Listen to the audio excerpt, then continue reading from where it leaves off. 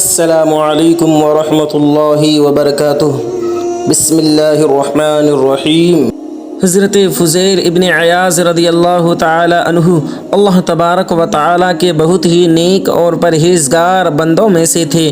ایک دن کی بات ہے کہ آپ دریائے دجلہ کے کنارے ذکر و فکر میں مشغول تھے کہ آپ کی نظر ایک ایسے نوجوان پر پڑی جو دریا کے کنارے ایک عورت کو کچھ کھلا پلا رہا تھا۔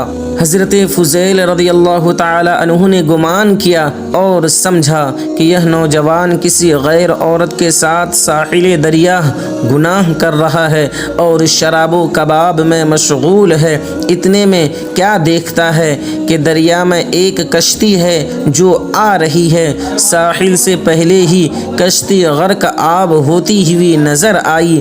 اس کشتی میں 5 لوگ سوار تھے، سب ڈوبنے لگے۔ وہ نوجوان جو عورت کے ساتھ تھا جلدی سے دریا میں کود کر 3 لوگوں کی جان بچا لی، اور ابھی 2 لوگ پانی میں غوطہ کھا رہے تھے کہ وہ نوجوان حضرت فضیل بن عیاض رضی اللہ تعالی عنہ سے مخاطب ہو کر کہنے لگا کہ اے فضیل، تم تو نیک اور پارسا ہو اور میں تو ایک گنہگار اور خطا کار ہوں۔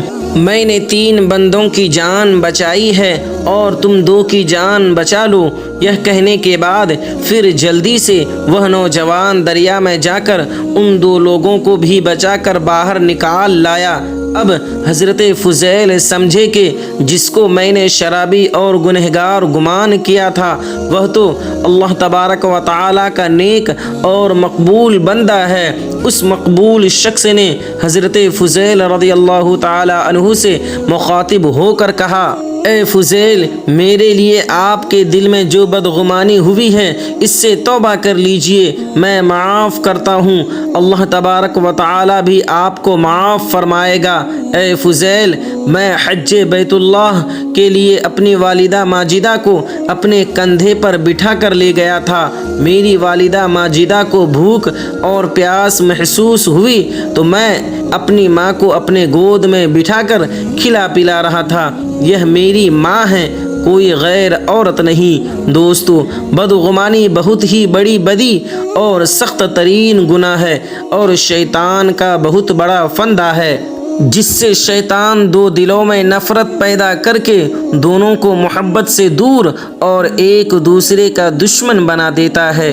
صحیح بخاری اور صحیح مسلم کی حدیث ہے کہ ہر بلا و مصیبت سے بچانے والے ہمارے پیارے آقا صلی اللہ تعالی علیہ وآلہ وسلم نے فرمایا، اپنے آپ کو بدگمانی سے بچاؤ کیونکہ بدگمانی بہت ہی بڑا گناہ ہے۔